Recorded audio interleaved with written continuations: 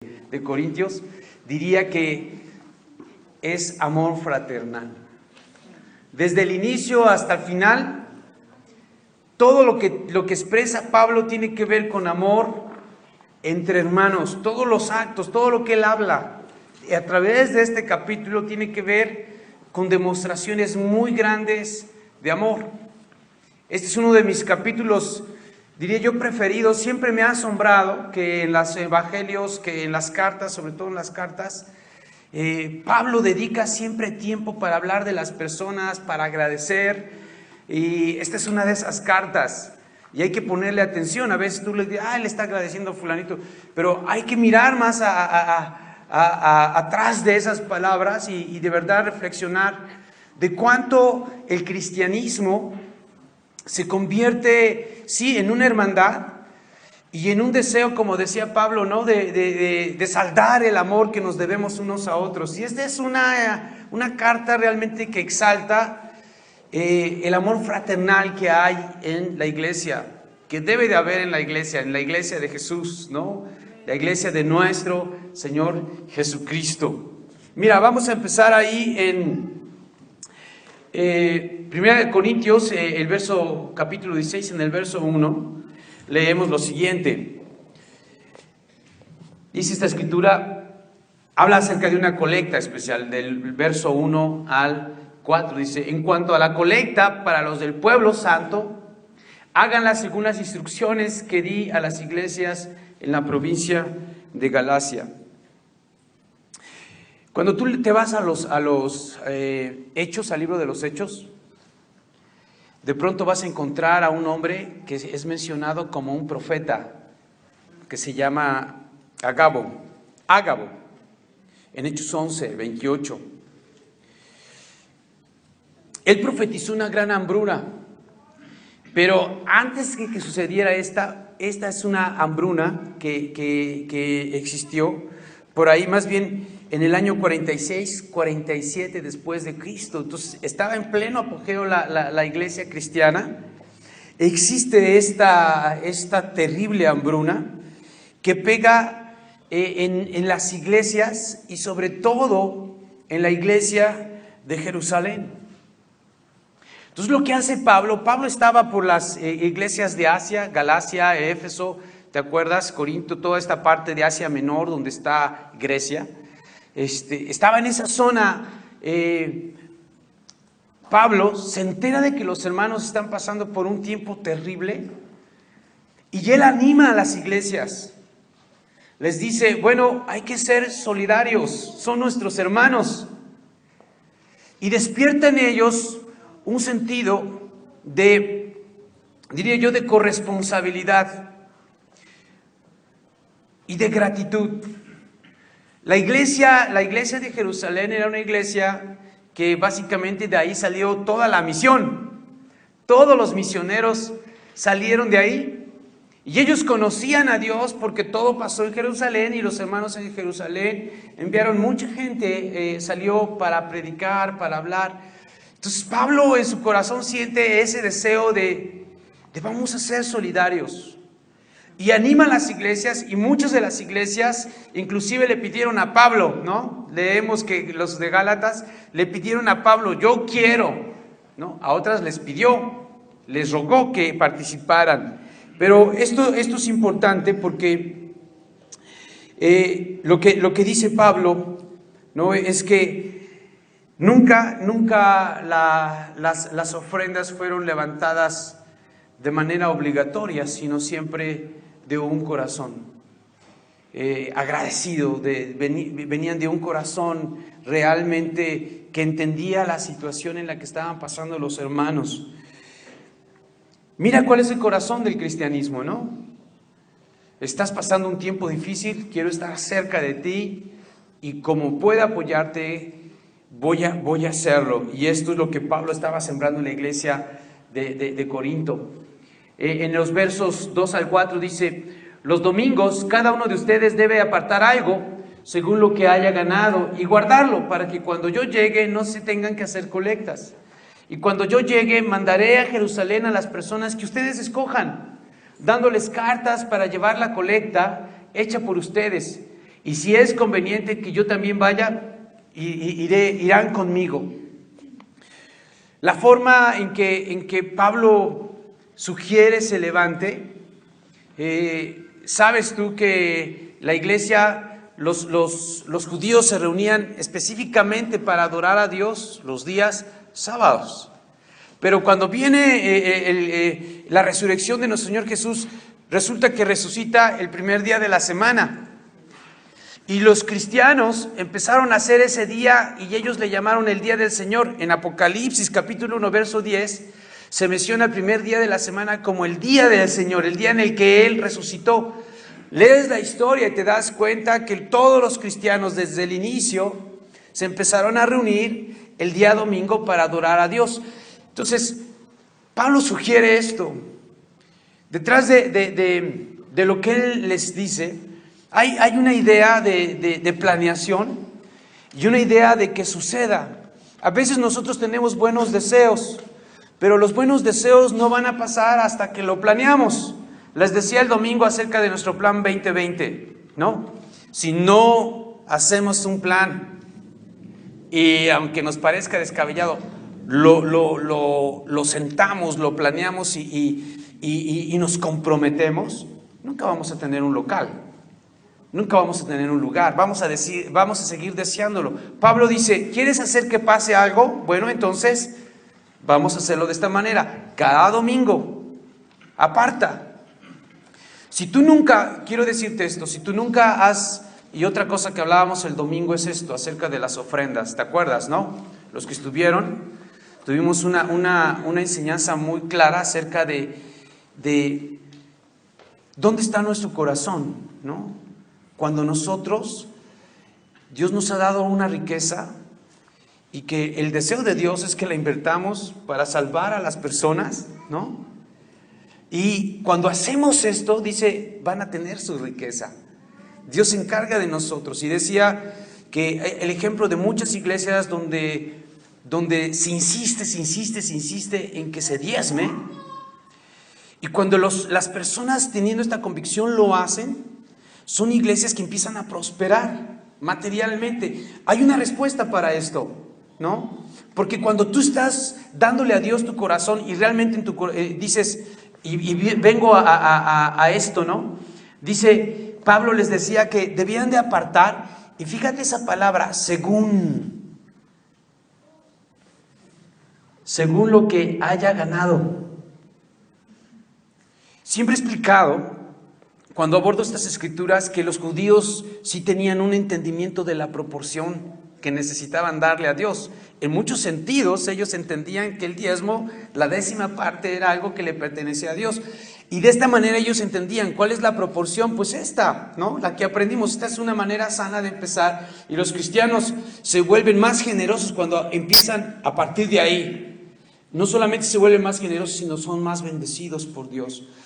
Pablo les estaba diciendo, esta es la manera en que ustedes pueden lograr que la iglesia de Jerusalén sea una iglesia realmente bendecida. La ofrenda siempre fue algo de corazón, y las cosas que nosotros hacemos pasar en la iglesia, tienes que hacerlas de corazón para Dios. Este es el principio. Todo lo que hacemos, lo hacemos para Dios. Cuando animo a los hermanos que me ayudan en el servicio, que vienen a preparar, nuestro hermano que pone las sillas, él sabe que lo hace para Dios. No lo hacen enojados, no lo hacen disgustados. Saben que lo hacen para Dios. Cada cosa que nosotros hacemos, debemos hacerlo para Dios. Y algo que Pablo también buscaba, que a través de estas ofrendas hubiera representantes. Te debe de dar a ti plena confianza el hecho de saber que tenemos un comité de finanzas. Un comité de finanzas en el que ni siquiera en este sentido yo tengo, ¿no?, alcance del dinero. Quienes lo manejan, quienes lo contabilizan, quienes lo cuentan, quienes saben cómo. A veces yo ni sé qué es lo que sucede en un domingo y tengo que preguntar, ¿no?, para entender cómo estamos en finanzas en nuestra iglesia. Pero realmente tenemos un grupo de hermanos que lo hacen. Mira lo que hacía Pablo. Pablo dice, voy a enviar un grupo de hermanos. ¿Por qué? Porque esto daba un sentido de rectitud, ¿no?, un sentido de protección. un sentido de honestidad. Y debemos de apreciar que en la iglesia esto se maneja de esta manera, de una manera en la que personas que han sido puestas por su espiritualidad y por el respeto espiritual también, la admiración espiritual que le tiene la iglesia a cada persona, podemos estar seguros de que ellos van a estar resguardando y detrás de nuestro uso del dinero en la iglesia. Así que una ofrenda voluntaria por solidaridad y gratitud. Lo que hacemos, hermanos, cuando nosotros enviamos nuestra colecta a México, nuestra ofrenda especial, siempre piénsalo así, por tantos años nos han sostenido y hoy nosotros estamos dando el paso para que un día completamente podamos sostener a nuestros ministros, seamos nosotros, ¿no? En este caso Vero y yo, o cualquier otro ministro que venga a trabajar de tiempo completo aquí a la iglesia. Así que una ofrenda proporcional, eso te hace entender un sentido de integridad. El domingo, yo no sé cómo te sentiste cuando hablábamos acerca de dinero, pero lo que estoy seguro es que detrás de la enseñanza, en tu corazón se fue movido como un sentido de integridad. Yo necesito ser íntegro con el uso del dinero, con lo que Dios me ha dado. Yo necesito ser íntegro, porque si lo hago, entonces Dios me va a confiar las verdaderas riquezas. Porque si lo hago, entonces Dios va a encargarse de mí. Porque si lo hago, entonces se va a cumplir el cometido de Dios de salvar y salvar muchas más personas. Así que tengamos en nuestro corazón presente esto. Primera de Corintios 16, en el verso 5 al 6, dice: en mi viaje tengo que pasar por la región de Macedonia y después de Macedonia llegaré a Corinto. Puede ser que me quede con ustedes algún tiempo o que tal vez pase allí todo el invierno. Entonces ustedes podrán ayudarme en mi viaje a donde tenga que ir después. Recuerda que Pablo escribió esta carta a los Corintios, no estando en Corinto, sino en la iglesia de Éfeso. Y esta carta la envía a Corinto y les dice: bueno, todavía no voy a ir, pero ¿saben qué? Cuando vaya, les voy a pedir que me ayuden a ir a otro lugar. Fíjate la corresponsabilidad en las iglesias para seguir avanzando el reino de Dios. Nunca pienses, ¿no? Porque hay una connotación, específicamente en México, hay una connotación negativa acerca de sostener a los ministros. Y miras a veces en las redes sociales, ¿no? que se habla que son vividores y todo ese tipo de cosas. Bueno, pienso yo que fuera del pensamiento espiritual, la gente cree esto. Pero en realidad, hermanos, cuando tú entiendes la historia de nuestra propia iglesia, te das cuenta del sacrificio. Hay muchos hermanos aquí que han trabajado para la iglesia y saben lo que significa tener esa responsabilidad sobre su vida. Y saben que es un trabajo y saben que hay muchas necesidades y a veces sientes: me faltan brazos y me faltan cabezas y me faltan para estar cubriendo todas las necesidades. Lo que Pablo decía es: ustedes me van a ayudar, yo lo necesito.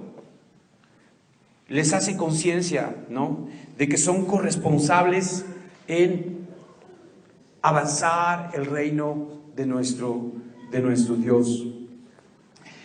En el verso 7 al 9 dice: no quiero verlos ahora solamente de paso, sino que espero estar algún tiempo con ustedes, si el Señor lo permite, pero me quedaré en Éfeso hasta el día de Pentecostés, porque las puertas se me han abierto de par en par para el trabajo, a pesar de que muchos están en contra mía. Fíjate, el deseo de Pablo era quedarse en Éfeso. Y él dice: porque se me han abierto muchas oportunidades de seguir avanzando el reino de Dios. Quiero hacerte una pregunta. ¿Caminas con esa idea de que Dios abre una puerta para avanzar su reino? Esa es nuestra conciencia de cada día. Esta persona es una oportunidad para avanzarlo. Vi a un hombre bien fuerte el día de hoy y me impresionó. Pensé: esta es una buena oportunidad, ¿no? este podría estar. Y si es soltero, haría feliz a muchas de mis hermanas. Pero créeme, yo creo que cuando nuestro corazón está con esta expectativa de encontrar una oportunidad, una puerta abierta para el Evangelio, una puerta abierta para hablar. No todas las personas están abiertas al Evangelio, pero hay personas que Dios ha preparado. ¿Y sabes quiénes las encuentran? Quienes tienen esta actitud. Y Pablo encontró una puerta abierta y dice, ahora no la voy a soltar, ¿no? ¿Y qué sucede cuando tenemos la oportunidad de estudiar la Biblia con una persona? No la soltemos. Si tienes oportunidad de traer a un amigo y de estudiar la Biblia, muchas personas llegan aquí y se van sin esa, oye, vamos a estudiar la Biblia, vamos a hacer una cita. Necesitamos cada uno de nosotros entender, si Dios ha abierto una puerta, yo no voy a cerrarla. Yo me voy a quedar, yo me voy a aferrar y yo voy a seguir avanzando el reino de Dios. Lo que pasó con Pablo es que dice la Escritura que se le presentaron discípulos de Juan que no se habían bautizado en el nombre de Jesús para recibir el perdón y el Espíritu Santo. Ni sabían del Espíritu Santo, solo se habían bautizado para decir, ya somos del nuevo movimiento, pero no tenían esa convicción. Por eso cuando enseñamos a las personas que se han convertido en otras congregaciones, les enseñamos, ¿por qué te convertiste? ¿Qué creíste? ¿Estabas consciente de esto? ¿No? Bueno, mira lo que enseña la Biblia. Y ayudamos a las personas a que hagan realmente a Jesús, no su Salvador solamente, ¿no? Sino su Señor. Y empiecen a vivir una vida consagrada, una vida de obediencia. Y esto fue lo que pasó con Pablo en el libro de Hechos 19. Judíos de una sinagoga se convirtieron. Le dejaron abierta la casa de una escuela, la escuela de Tirano. Y en esa escuela él enseñaba las Escrituras, él enseñaba a las personas el camino. Una gran oportunidad y no la desaprovechó. Su influencia de esta iglesia de Éfeso llegó a todos los que vivían en todas esas zonas de la provincia de Asia. Dice la Escritura en Hechos 19 que toda esa zona escuchó, porque Dios abrió una oportunidad. ¿Te puedes imaginar que tú traigas a una persona y que de esa persona venga toda una familia? Y después de toda esa familia, cuatro hayan sido ministros o estén siendo ministros dentro de la iglesia. Eso es increíble, ¿no? Bueno, a mí me trajo Arturo Elizarrarás, me invitó y ya te he platicado su historia de él. Una historia de desánimo. Ese día les había ido muy mal y dicen el último era yo. Y después el último les resultó un orgulloso que les da la vuelta. Pero él insiste y me encuentra de frente y me hablan y yo, ok, ya llegué tarde, ya ni modo, a ver, dime, ¿qué quieres? Llego a la iglesia, traigo a mi mejor amigo trae a su familia, se convierten y 3, 4 de ellos sirviendo a Dios como ministros en la iglesia. Dios abre puertas. Pero tenemos que estar alertas. Pablo estaba diciendo, este es mi momento, ¿no? Voy a aprovecharlo. Por eso no se quería ir de Éfeso a Corinto. A pesar de que tenía esta oportunidad tan increíble, había resistencia. Yo nunca he pensado y siempre veo las cosas así, siempre hay resistencia. Y hay una pelea de Satanás frontal para detener la iglesia, detener las bendiciones, y Satanás siempre va a hacer de las suyas para destruirnos. Mira lo que dice en el verso 10 al 11. Vamos a hablar ahora te decía que esto es algo fraternal, ¿no? Ya hablamos de lo que Pablo pide que se haga por las iglesias, que se haga por amor a la salvación de las personas y por ayuda de los hermanos también, de cubrir sus necesidades. Pero también dedica un espacio grande para personas que son cercanas a él y quiere asegurarse de que estas personas son amadas y reconocidas. Se habla de Timoteo. Su padre fue un gentil, su madre y su abuela eran fieles creyentes. Y Timoteo, joven, creyó y empezó a ser un modelo de fe. Y hablaba también la iglesia de él, que se lo recomendaron a Pablo y él lo tomó. Él lo tomó para entrenarlo. Y sí, él creció con Pablo en muchos aspectos de su ministerio. Y lo envía a la iglesia. Timoteo dirigió la iglesia de Éfeso. Y mira lo que le dice a Timoteo. Si llega Timoteo, procuren que se sienta a gusto entre ustedes, pues trabaja en la obra del Señor, lo mismo que yo. Procuren que se sienta a gusto. Hay una escritura en Hebreos 13 donde dice que a los líderes tienes que hacerles el trabajo ligero, ¿no? Muchos de los que hemos trabajado y los que estamos trabajando en el ministerio, hay críticas, y hay críticas que son constructivas y que en el tono en que las dices y la manera en que las dices hasta suenan a una muy buena idea, ¿no? Pero hay veces que hay críticas que destruyen, que ya vienen de un corazón amargo, que vienen de un corazón egoísta, ¿no? Que vienen de un corazón que realmente no es generoso, sino simplemente quiere resguardar su lugar, su posición y su opinión, a veces orgullosa, ¿no? Ese tipo de críticas, déjame decirte, quizás los peores momentos en el liderazgo, y me entenderán los hermanos que han dirigido iglesias, es la crítica, ese tipo de crítica. Que Satanás tiene su manera de presentártelas y de destruirte, ¿no? De desanimarte, de bajarte, y es una pelea tremenda. Y Pablo dice, ok, me van a recibir bien a Timoteo, ¿no? Háganlo sentir bien porque es un hermano que trabaja en la obra y en la obra del Señor, ¿no? Lo mismo que yo. Así que ninguno de ustedes lo desprecie, sino al contrario, ayúdenlo a seguir su viaje en paz para que venga a verme, porque lo estoy esperando junto con los otros hermanos. Necesitamos siempre mostrar aprecio a los que son trabajadores en el reino de Dios, en el evangelio y en el servicio a nuestra iglesia.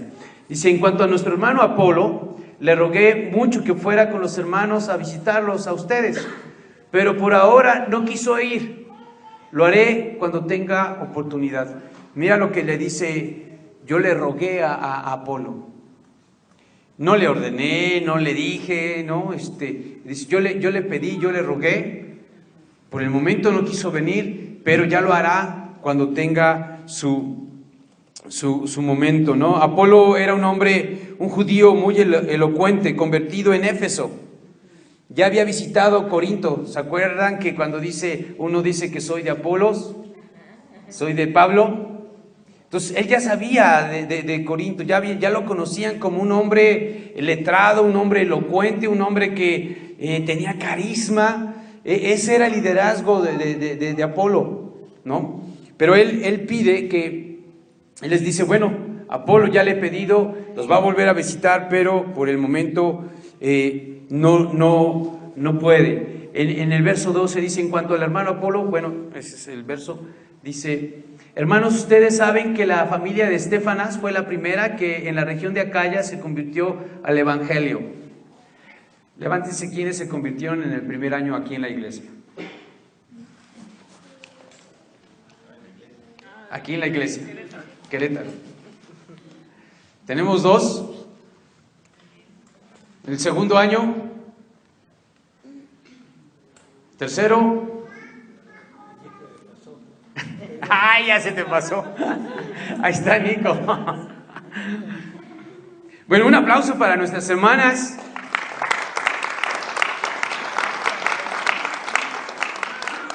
Dice la escritura que esta familia fue la primera que se convirtió y se dedicaban a servir a los hermanos. Dice, a personas como estas, aprécienlas, sométanse a ellas, respétenlas. Dice, quiero que ustedes a su vez se sometan a personas como ellos y a todos los que ayudan y trabajan en esta labor. Siempre que veas a un hermano servir Y esta es una petición de Dios para ti. La Biblia dice que nos sometamos unos a otros. Hemos planteado si quitamos el café, porque el café, cuando toman café, ya no quieren regresar a su lugar.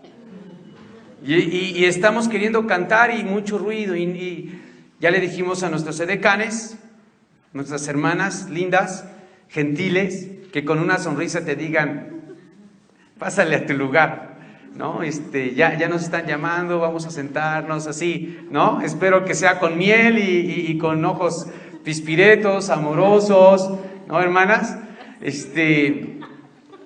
Pero ¿qué es lo que piensas cuando alguien que sirve te dice que no, o que sí, o que hagas?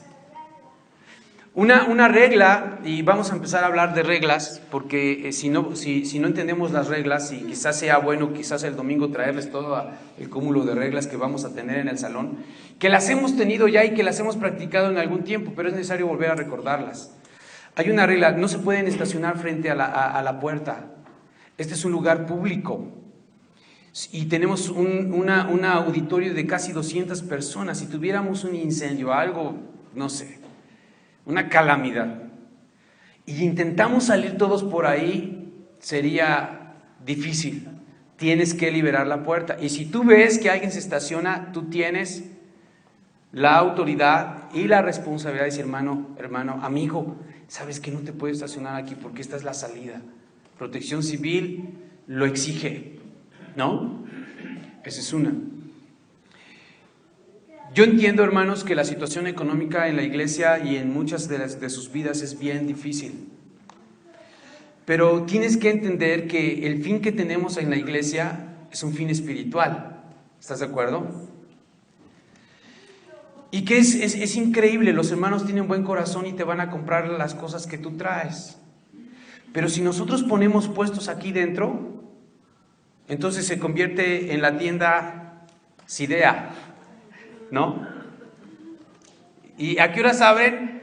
A las 12 del día domingo.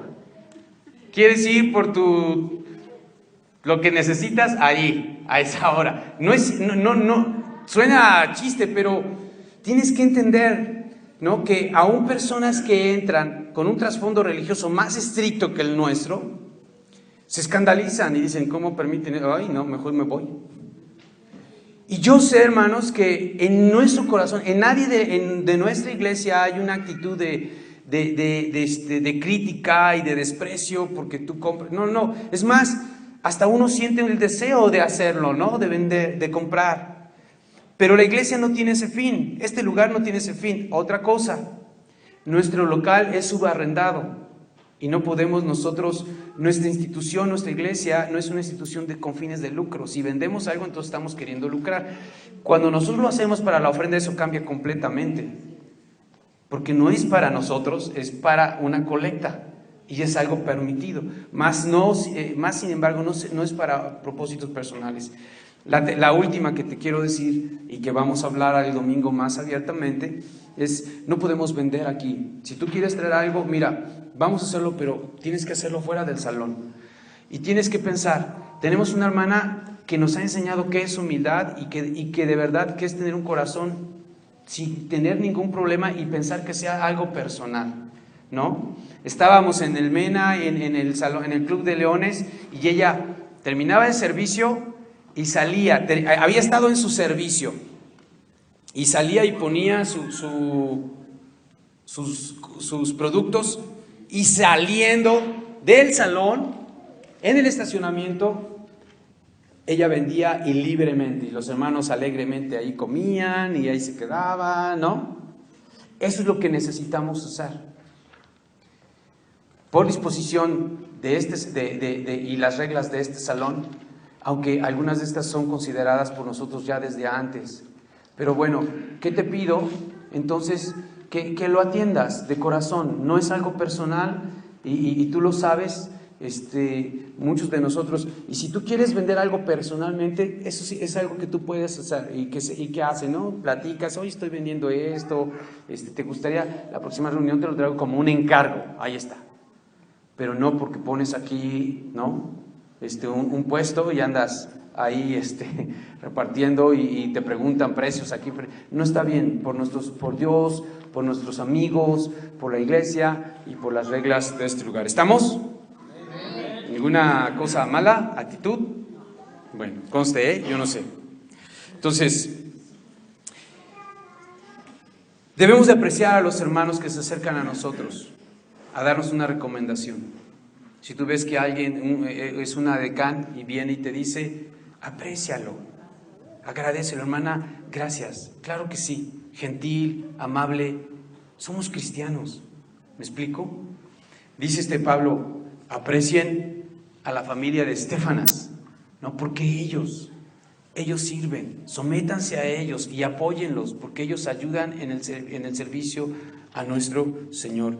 Ellos merecen ser reconocidos y apreciados. Amén. En el verso 19, las iglesias de la provincia de Asia les mandan saludos. Aquila y Prisca y la congregación que se reúne en su casa les mandan muchos saludos en el Señor.